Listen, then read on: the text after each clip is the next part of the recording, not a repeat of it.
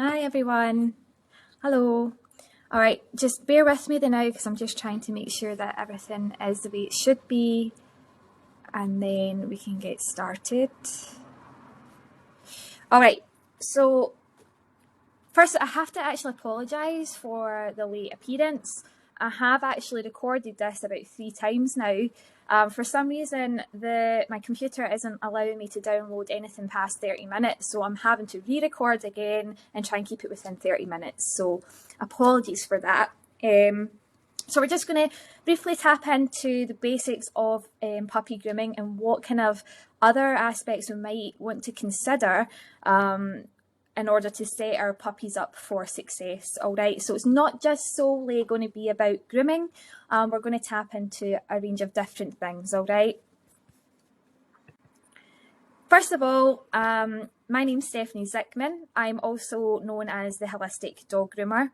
And I've made it my mission to try and help professionals connect the dots between the relevance of styling and behaviour within the grooming environment. So it's trying to raise awareness of the benefits of learning more than what we really have to become professional groomers. All right, so that's my mission. Professionally as well, I do operate a multi-award winning dog grooming spa. This is where I am today. Anywhere for peace and quiet because the kids are just horrendous. And I do that 3 days a week. And it's going really well, and I love my job. Obviously, working with animals is probably one of the best things you can do. So that's me. So briefly, we're going to talk a little bit about breeder responsibility because I want to try and emphasise how everything is interlinked and connected. So preparing a puppy for grooming actually starts from even before the puppy is made, is developed and born. So I want to kind of highlight that. So if there are any breeders listening today, then I'm going to be talking a bit to you. Then we're going to go on to talking to guardians out there who have puppies or are thinking about getting a puppy. And then we're going to look at groomers as well and how we can work towards desensitizing puppies and introducing them to being pampered, as with as little stress, as possible. Far too early for me, clearly. So let's get straight to it. So first of all, the number one thing is starting with the breeder's responsibility, all right? So are the breeders selecting the ideal pair when they're thinking about having litters, all right? Is the breeding pair healthy? Do they have good temperaments? How are their living conditions as well? Are they being well looked after? Does mum have ample time to relax during her pregnancy? And what is their lineage like? What's their hereditary health like as well? So obviously, I mean, for many of you out there, that's stating the obvious, but there's so many irresponsible breeders out there not looking at these things, and this is what half of the battle is, because we're raising puppies that have not had the very best start. So that's part of the issue with a lot of nervous puppies that we get in to the grooming room. Then we're looking at the early stages with mum as well. Is mum given space to be a mum? Do the breeders know enough about observation of behaviour and body language to know when to intervene and when to allow the mother to just do her job as nature intends as well? And that's all to do with mother teaching her puppies doggy etiquette, and then obviously as well the litter mates bonding together and learning bite inhibition and things like that as well. Does the breeder know how to identify when that is going wrong and when to intervene and when to just step back and allow the mother and the litter mates to just do their thing? And that is really crucial because a lot of puppies learn and how to be a dog starts from that very early stage, and when breeders intervene quite often they can stop that from the puppies from developing good doggy etiquette. And again, during that time as well, it is important that mother's relaxed and that she's having time just for her. So when she feels fit and well enough, is she getting time out? Are the puppies being carefully desensitized and weaned to not being with mother as well? Sorry, I'm just going to plug in my laptop because I forgot that I haven't done that yet. Blah, blah, blah. And then obviously the breeder's responsibility when it comes to socialisation, and particularly relating to handling and grooming, and also objects and sounds. And while we don't want to flood a puppy with too many environmental stressors, the breeder should be thinking about introducing very basics of handling, etc., as early as 3 weeks, all depending on obviously the individual circumstances as well, if puppies have to be hand reared, for example. So it's all about handling puppies very early on, getting them used to being touched in areas that in the future could become problematic, for example the paws, nails and pads, their legs, their tail, their bottom, their ears, their eyes, their gums, etc. Thinking of your basic health check and what the puppies will have to endure for many years to come. Getting them early on introduced to those types of things can really help to build resiliency and confidence in a puppy. And it's again making sure that every experience being handled is positive at all times. You're very gentle with your handling, you're using soothing tones with your voice, and it's just, yeah, it's meant to be a really lovely bonding experience. All right. I think there's not enough emphasis on breeder checks either. I mean, I've heard so many people over lockdown buying puppies from the back of book cars. I mean, it's horrendous. And there's zero checks being done on the breeder's part. So to me, that's just horrendous. I think that there has to be a lot more awareness raised and breeders' responsibility to select the right family for their puppies, because I think a lot of the issue with our puppies coming into the grooming environment is that their families are not savvy enough. They don't know how to handle their puppy. They don't know how to care for the coat. Maybe don't have time, and it's not their fault. It's really down to the breeder to do the checks to make sure that the families that are taking in their puppies do have enough experience behind them to commit, enough time to commit to the maintenance involved in looking after the puppy, depending on the breed and character. So all puppies are different, as we all know, so you cannot get a cookie cutter puppy based on a litter. They're all different even within the litter, so you'll have different characters and they'll like different things and they'll maybe be more fearful of different things, and it's really a great way of, observation goes a long way, so breeders can begin to kind of observe each puppy and they'll have in their head an idea of what type of family would be best suited for that puppy. So when they're looking at prospective families, you can think of how to select the best match based on the puppy's characteristics and coat demands. For a puppy that's more introverted, they might need a more experienced family, maybe a family with kind of older children as opposed to younger children.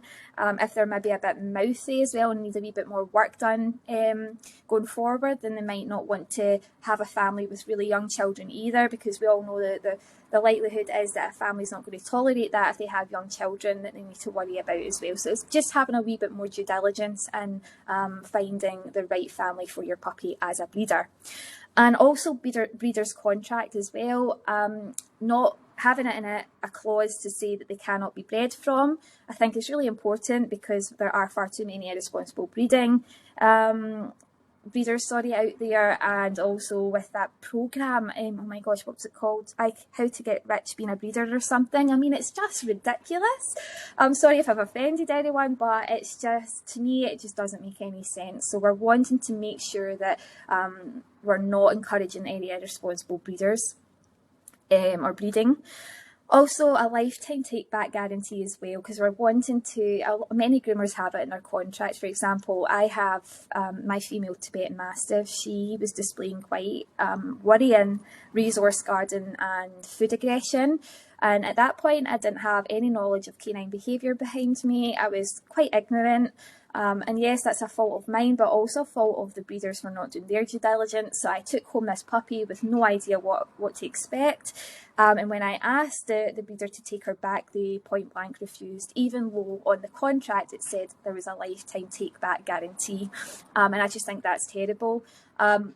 Fortunately, I love pets and I love dogs, so I actually went out my way and I studied the Canine Behaviour Diploma at the ISCP, and I obtained my certification in dog behaviour, and since then I've been working really hard with Nala to overcome those issues. But obviously we all know that that's not always the case, and some families don't have the time nor the finances to go out and do things like that.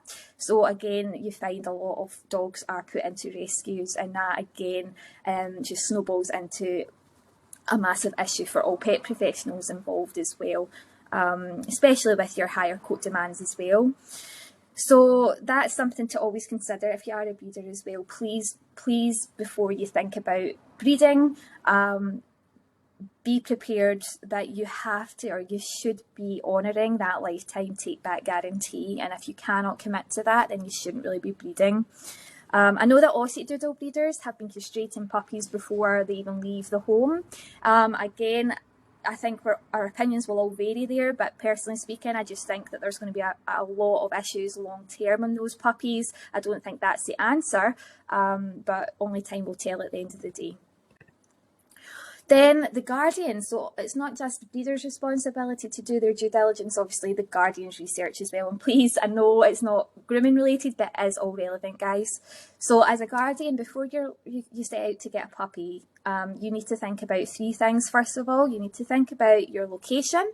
So where is it do you stay?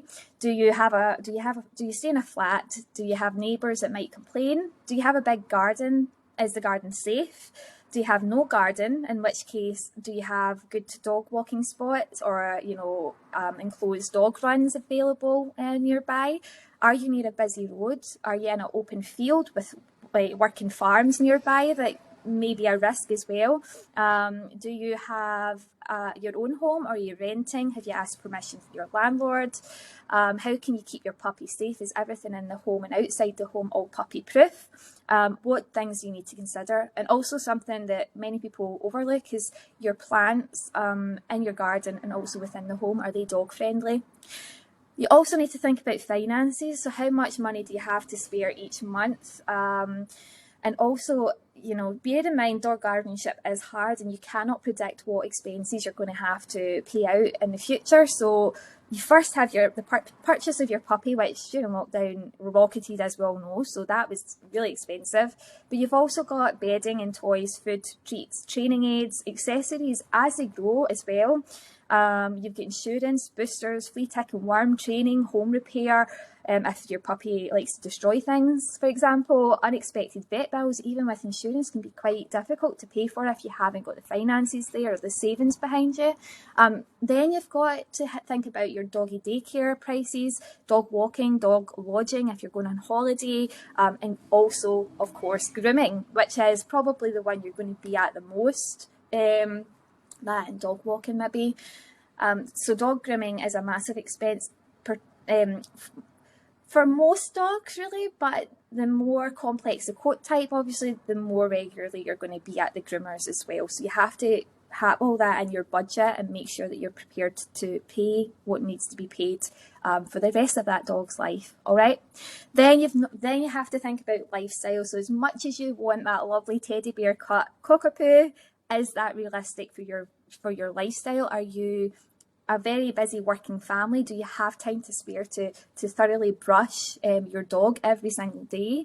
Do you have time to walk the puppy every day? Do you have time to play and train and care for your dog? But also think about functional characters of dog breeds as well. So if you're a very active family, would you be better suited to an active dog breed, for example, a collie, or something that likes to walk far, like your Arctic breeds, like your Huskies? Or are you more of a kind of hermit-based family where you like to cozy in front of the fire, in which case you might need a more lapdog type breed that's quite happy to be at home most of the time with access to a garden and like maybe 1 or 2 short walks a day.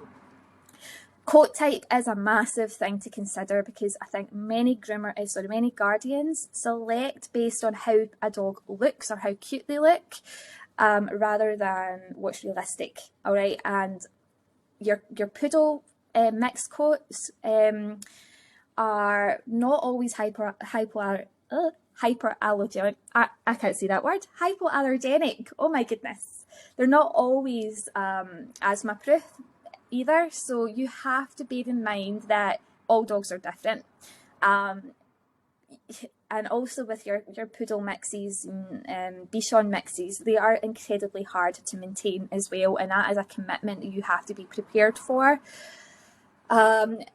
Grooming bills are going to be more expensive as well because they are complex coats even for us to manage. And you have to be prepared to take your puppy in every 4 weeks for your kind of doodle mixes, all right? So is that realistic for you, or are you far too busy, and would you be better suited to, for example, a wire coat or a short coat? Bearing in mind that short coats cast the whole year round, which a lot of people don't know.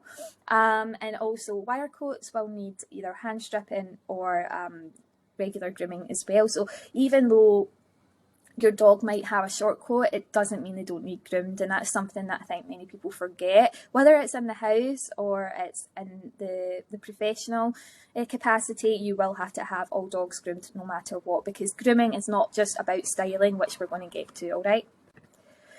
So the first few days of welcoming a puppy into your home is often the most traumatising for your puppy because it's new scents and new environmental stressors. They're away from their family and everything's new to them. But the first thing many guardians want to do is bath their puppy. And that's probably one thing I would try and not advise you to do, especially within the first few days while they're trying to acclimatise to a new environment and decompress. So rather than that, you can opt to have your grooming wipes where you can just gently stroke and kind of rinse through the coat that way. That's okay, but for the first few days, just let your dog kind of get his bearings and acclimatise to the environment, all right? Having a plan in place prior is very important as well. So ensure everyone in the family are on the same page. They know where the puppy's boundaries are. They know where he's going to sleep.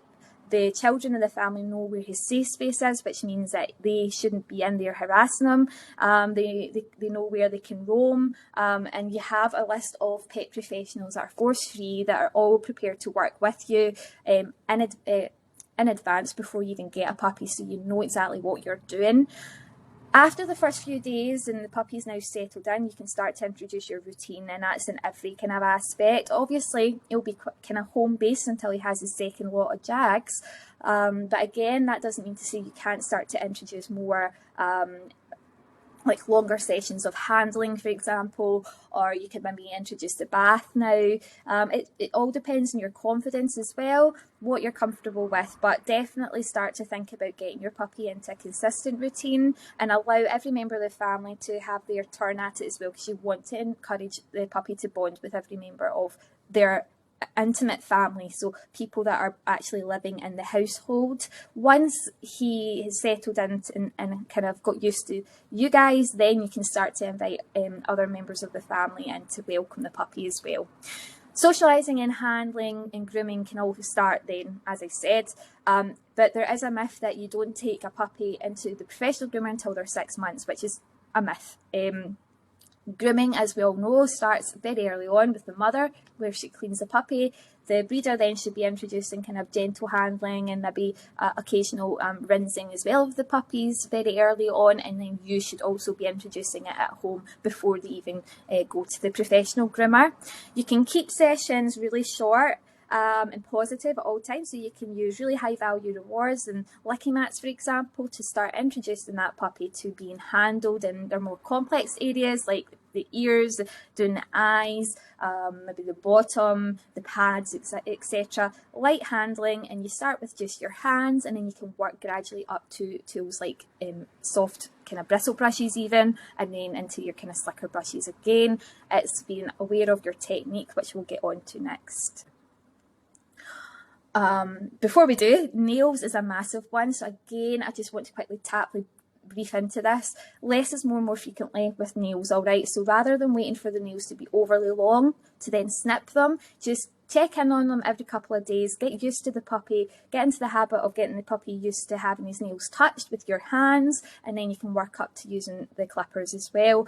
The thing with leaving the nails to grow or to overly grow is that the quick can then grow with the nail, and it makes it harder then to have the nail at a comfortable length without cutting into the quick. So it's far better to get them done kind of every couple of days. Just check in on them and just get them used to being handled there. The more handling, then the more resiliency they're going to build, but also the less likely they're going to ever be overly long. And be mindful again of the dew clause. Also, you can help to manage nail length by walking on concrete as well as grass. Obviously, it's great to have the dog forage around longer grass, etc., but also give them that time on concrete to naturally grind their nails. There are other alternatives as well for extremely nervous dogs, like scratch boards, etc., but if you have any questions on that, then please just pop them in the thread and I'll get back to them.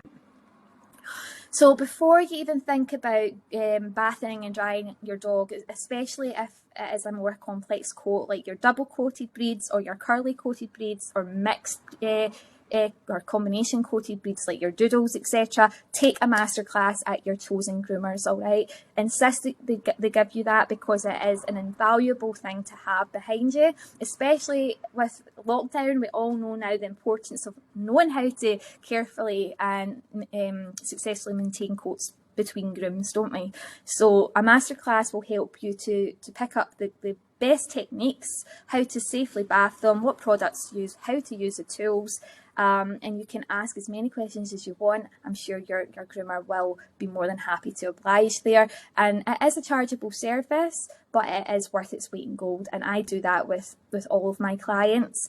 And I also want to emphasise that grooming is not styling. So I'm just about to publish my very first book, The Magic of Holistic Grooming, and it's been written to try and raise the awareness of the difference between grooming and styling. All right, so grooming is actually, in my opinion, a practice that everyone should know, because it is the procedure of bonding, really, how you can use really, stroking, handling, massage, alternative therapies like Reiki, etc. That's all grooming as far as I'm concerned. Anything that helps to enhance well-being and preserve health is grooming as far as I'm concerned. And you'll learn all about that in my book, because it takes you through how nature uses grooming to strengthen social structures and to also keep themselves healthy and happy. So grooming is more about keeping the body clean. So you can bath and dry at home, no problem, but you also can use grooming as a time to really bond with your animal. And it should always be a positive experience. Styling, on the other hand, is a very intricate art form and skill that you have to have training for, and it's not something that I would ever recommend you do at home unless you have obtained the training and qualification behind you. And it is something that you are paying for at the groomers as well. But when it comes to grooming, certainly everyone should be actively doing that for their pets. Preparing the space at home is also a really significant thing, because you want the experience to be positive. So you want it to be a really intimate experience between you and your puppy. So having it in a designated space away from distractions, including TVs and phones, you want to really dedicate that time with your puppy to you and your puppy, and make it as positive and relaxing as you possibly can. Also making sure that you have the right tools available and that you know how to use them, but that's all there in the masterclass that you'll have. And also ask your groomer if they provide you with grooming caddies as well, because they can maybe upsell you that so that you have everything that you need, and what they'll be using within the spa as well. So that's your peace of mind. And when I talk about setting the intention, I'm just talking about you're setting the intention to have a calm and relaxing experience with your puppy. It's going to be positive, because we know that energy is transferable onto every living thing. So if you're stressed, then your puppy will pick up on that. So you want to make sure that grooming's done at a time where you're all relaxed, and that will then feed onto your dog will then feed off of that energy. All right, we are energy beings at the end of the day. And like I said, we can incorporate tilting T-touch, Reiki, canine massage. There's all sorts of things that we can also incorporate into our grooming rituals, which will help to make that grooming experience a very positive one for your puppy. Health checking and stroking, again, making sure that you're health checking your puppy, making sure that there's nothing there that wasn't there before, for example, skin tags or cuts or injuries or skin conditions or a change of coat texture. All of these can indicate that something's wrong. Very early signs usually as well, so you can catch them really early on. It's another wonderful time to really find things that you wouldn't normally if you weren't actively grooming your puppy every day. Brushing and combing obviously is part of that again, and it depends on all different coat types, but you will have different tools for different coat types, and again I can send you a resource later on to help you with that. Bathing and drying, again, you can introduce that every couple of weeks for a puppy just to get them used to it, keeping it very positive, and then you can then look at maybe setting it to every month thereafter. It's more than enough to bath your puppy, because we're wanting to obviously keep the natural oil production as it is as well. We don't want to interfere with that too much. So different things that I use for puppies is my blow-up pedicure bath for humans, but it's a great introduction to the bathing experience for puppies, and you can buy them and have them at home. You just pre-fill the bath and then you carefully and very gently bath your puppy. And this little photo here is Lunar. He's a Cavachon, and he's actually got a wee shower cap on him because he had a wee ear infection at the time, so we wanted to keep the ears free from water. And he got on really well. So again, that's just a really nice way to introduce bath time to a puppy. Exfoliating mitts, my go-to tool in the bath, and it's just because they're so versatile, and also you can get into all the nooks and crannies that are more difficult to get to using a scrunchie, for example.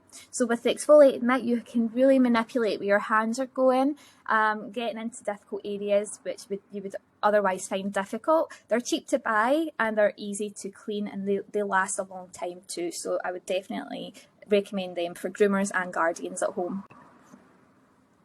And I also have a warm towel, so a pre-warm towel ready to scoop a puppy up after the bath time, because obviously the transition from the hot water to the cold air can be quite surprising to a puppy. So rather that, I like to just wrap them round and keep them nice and snug and just squeeze dry whatever excess moisture is there. And again, I like to also introduce the dryer at this point at a distance, so we're working with desensitization gradually and we're keeping that dog close and secure, and that's a nice way to start introducing the sound of the dryer. And again, we're keeping the towel wrapped around the ear so it's kind of diluting the sound slightly, and it seems to work wonders for me within the spa environment as well, guys. And of course as well, don't be afraid to have fun. There are a lot of groomers out there that say that grooming should be serious, it should be firm, but I'm not an agreeer of that. I just think that bath time for children, for example, you want to make it fun and engaging, and it's the same for puppies. And if we think about puppies being the equivalent to a 2 to 3 year old child, then what would you do for a 2 to 3 year old child? You would try to make it fun and relaxing and positive at all times. So what I tend to do for the more nervous puppies is I let them expel some energy between sections. So they might have a wee play time before the bath, then they'll have a wee play time after the bath, and then again during the drying process as well.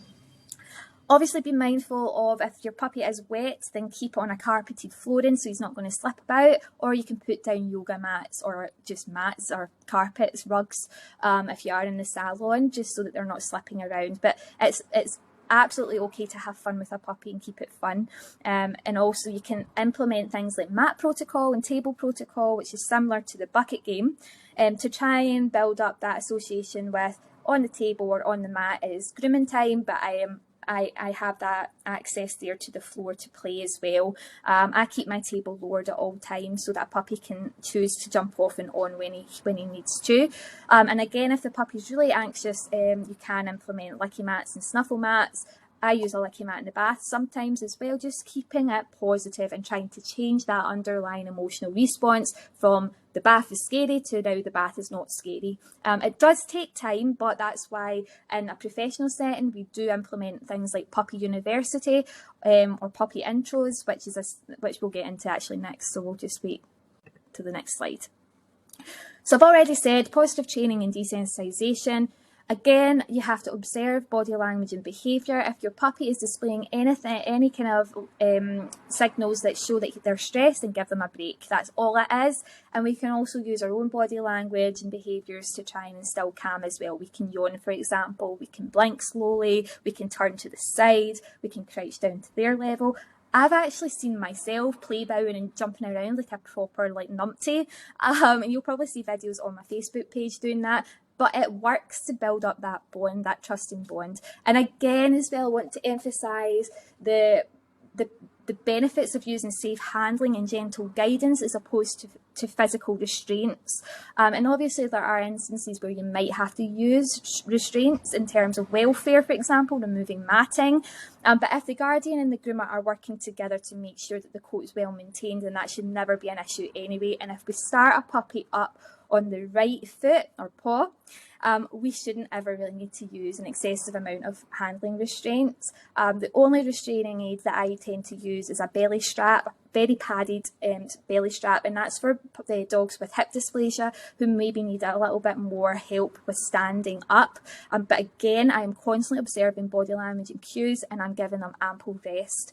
But there are alternative ways we can work with an animal that's safe, that doesn't require physically restraining a dog, because when we think about dogs being energy beings as well, they need to feel safe and free to express natural and normal behaviour. So when they are, restrained to turn using a neck strap and they're restrained at the tummy, then they're going to get more stressed and they're going to feel unsafe. And obviously when that happens, that's when we see an escalation of behaviours, and that's when we see our fight and flight responses. So really, what I tend to do is just lower my table all the way down to floor level, and I implement positive training methods to encourage my puppy to want to actually stand, because they know when they stand they get treats, and they also know that they have choice to leave the table for playtime if and when they choose. And believe it or not, when they get used to that, I can do a groom that way within the same time frame, probably in less time than in the traditional way of using restraints. We are constantly fighting against the puppy or dog.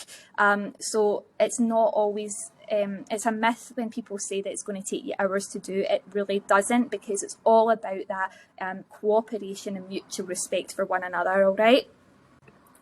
So there's the snuffle mat and the licky mat.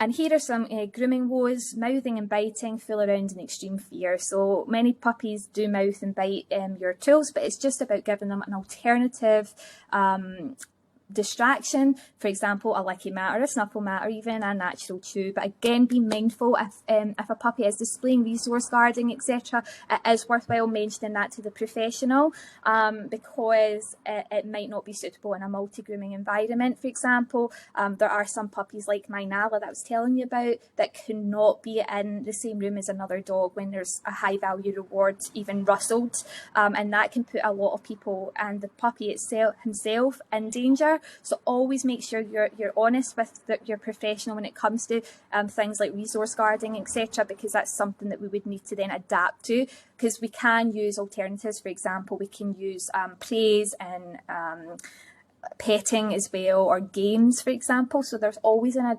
alternative thing we can do to try and make that experience positive, but just be honest. Again, we need to understand the difference between fool around and general play. So again, we'd be looking at the context for that. And if we are sure that it's fool around, then we would then just slow down the whole process and maybe break up grooming sessions to shorter periods and just work at desensitising them through the process with some either operant or classical conditioning. We can look up the likes of Dr. Sophia Yin on YouTube for amazing resources there. And again, some puppies will show extreme fear, particularly in neglect cases. So if puppies have been rescued and they've been neglected or abused, there's some deep-rooted trauma there that might often never get resolved. And how we go about that is just devising between us a bespoke care plan. So that would be when you would take an experienced and qualified positive canine behaviourist, and you would ask them to work alongside you and the groomer to implement a really bespoke care plan to try and help manage the situation and try and help make it better for that puppy. But it's crucial that you remain calm and patient and positive at all times and don't lose hope, okay? So again, overexposure and trigger stacking, flooding, very common within the grooming environment and very important to avoid. And it's more to do with if a puppy is showing really extreme fear in the bath suddenly, then you try your best to just stop it immediately and you work again. You take it back a few stages and you start to desensitize again. But again, you would be making sure any kind of experienced force-free groomer will know that or wouldn't risk, putting a puppy into a bath straight away to risk that happening. That is the whole point of building up to it through a puppy university package, okay? Multi-grooming establishments can often be a little bit more difficult to manage, but there are ways we can try and adapt that. And again, I talk about this an awful lot in my accredited diploma course that I've designed for groomers, where they can look at different ways of adapting their space to suit a more fearful dog. So if you want to find out more about that, the information about the academy will be coming up at the end of the slide, okay? And again, impatience and unrealistic expectations. If you've got a fearful dog, you have to be prepared to have patience. You have to be prepared to work alongside the professionals and listen to their advice. And most importantly of all, you have to be willing to do the homework at home and be consistent with it at all times. All force-free methods, all positive-based methods, zero punishment, all right? Meet and treat as well. You have to make sure that you are going for a meet and treat first of all to make sure that the groomer that you select is the right groomer for you. Ask them any questions that you have in the initial meeting and make sure that you know what to expect. Puppy University, as I've mentioned, is a series of shorter sessions for a puppy to help introduce them to the process of grooming in the least invasive way. Usually a series of 6 sessions. The 6th session will be their first puppy cut, all right? But again, it could vary from dog to dog. Some will take longer, some will take less time. Again, just be prepared to work with the professional when deciding what's best for your puppy. Consistency and synchronized care. So again, I write about this in my book. Everything is interlinked to everything else, and that's what this slide was trying to emphasize. It all starts before the puppy's born. If we are setting the puppy up for success from the very moment he's conceived, right the way through, consistent and synchronised, all professionals and guardians and breeders working together, then we will have the best chance of having a puppy who is happy and content and relaxed and confident in the grooming environment. And when we think about it, grooming is a massive part of a dog's life. He will be there in the groomers on a monthly basis or maybe every 6 weeks for the rest of his life. So it is something really important and often overlooked. So synchronised care and consistency is so important. So last of all, I just wanted to give myself another wee plug. My book, The Magic of Holistic Grooming, is launching this Monday between 7 AM and 12 PM. I have a promotion on where the Kindle download is 99p. All downloads between those times, 7 AM to 12 PM, will be donated to the amazing breed-specific legislation charity Save Our Seas Dogs that Jane Dendel runs. It's a fantastic, really, really important organisation that helps victims of BSL. So all downloads and all downloads during those hours will be donated to them between the hours 7 AM to 12 PM for just 99p. I also would ask that you do purchase the paperback copy, please, which will also be on sale from Monday onwards via Amazon. And additionally, the Holistic Grooming Academy, which I mentioned earlier on for dog groomers, but will be opening up for also pet guardians with a range of different courses available for you guys to learn all about holistic grooming and how to really get the most out of your grooming sessions with your animals. It's going to be extending into cat grooming and horse grooming, and maybe hedgehog grooming as well, because my sister's just got a hedgehog and I'm really contemplating getting one. And it's a wonderful platform. For this year only, all groomers who enrol onto the course get it half price at £499. There is an instalment option as well, and it comes with a lovely luxury student pack and an online support group that's private with an array of different webinars getting posted every couple of months as well. So it's a really good platform. It's also accredited through the Complementary Medical Association, and the course itself is accredited through them and also CPD UK. So it's a really good quality course. And also I will be launching another book in August time, How to Be a Dog Detective, or I Can Be a Dog Detective. It's still undecided there, but it is a children's picture book on safe interaction and body language. Illustrator Julie Bryden, who also illustrated The Amazing Sausage Squad, is my illustrator, and the editor is also Claire Jennison, a lovely lady as well. So I'm really looking forward to that book being published kind of later on in the year. And lastly, if you would like a copy of my free ebook on how to groom holistically, then you can email me with the subject ebook at woof@stephaniezikmann.coach, or you can find me on social media via the Holistic Dog Groomer and just send me a wee message and I will get that sent to you as soon as possible. I hope you enjoyed my talk, and I look forward to answering any questions that you have. I hope it's been helpful, and it's been a great opportunity to talk at this amazing event. So thank you so much, Ruby, for putting it together.